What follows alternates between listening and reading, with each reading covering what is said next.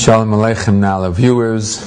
This is Rav Heshi Reichman with another Dvar Torah on Parshat Lech from the Shem Shmuel. We continue our discussions of Chassidus on the Parsha, and our share is dedicated to the memory of Rochel Leah Bas Reb Chaim Tzvi Oleh Shalom. I want to discuss one of the perhaps lesser discussed parts of the Parsha, and that's the events revolving around Lot and his interactions with Avraham. Lot, of course, as we know, was Avram Avinu's nephew, and he accompanied him throughout his life, from Ur Kasdim to Choron to Eretz Canaan. He was his most beloved family member, and he was his greatest student. And in this week's Parsha, something very strange happens. Avraham Avinu, with his wife Sarai and with Lot, go down to Mitzrayim, to Egypt, because there's a famine in the land of Israel. In Egypt, Sarai is kidnapped, taken hostage by Paro, who presumably wants her to become one of his wives.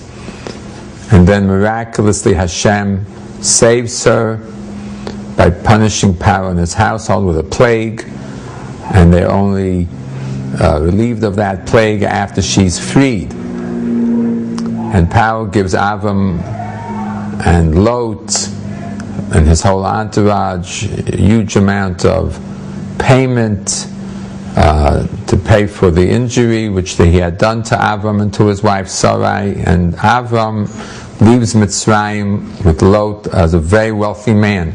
A lot of slaves and cattle and livestock. And when they return to the land of Israel, there's an argument between the shepherds of Lot and the shepherds of Avraham about where they should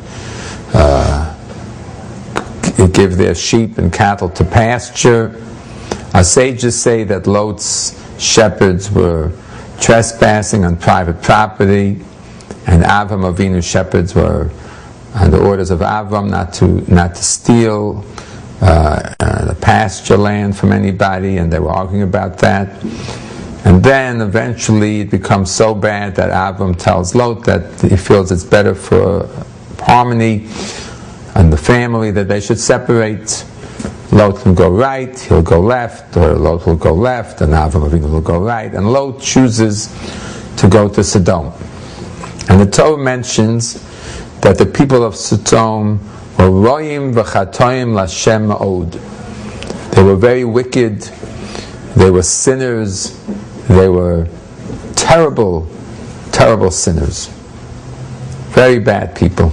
And our sages describe their terrible lifestyle, that they were so selfish, and they legalized all kinds of criminal activities, like they would kill poor people because they thought that these poor people were not productive. They prohibited giving charity, and they thought the criminals were heroes, and they would put victims of crime into prison because they said they're weaklings, they can't defend themselves. It was a horrific place. And Lot, after all these years with Avraham, and Avraham was Isha Chesed, the man of charity, the man of kindness, the man who helped everybody, and certainly the poor and the helpless. And Lot, after all of those years together with Avraham and learning all of this, chooses to go live in Sodom is an enigma. It's a very, very great puzzle. What happened to Lot? Something happened to Lot in Mitzrayim. When he went to Egypt, he was a loyal student of Avraham, and presumably a tzaddik, a righteous person in his own levels. Not Avraham, but he was certainly a great tzaddik. And something happened in Egypt. When he comes back from Egypt, he's a completely different person. He lets his shepherds steal, and then he leaves Avraham without really an argument. He's happy to leave Avraham, and he goes and lives in the worst immoral, unethical, and wicked place, and to be in the area, Sodom, which eventually is being killed will be wiped out by God. What happened to Lot? And then we read in this week's Parsha also that subsequent to Lot's movement and move into Sodom, there's a major war between the 5 kings who lived in the land of Israel and 4 foreign kings who came from the Babylonian, the area of Iraq. And these great kings, the 4 kings, were apparently on a great military campaign to conquer the civilized world, which was at that time just the Middle East. And they successfully conquered Israel as well.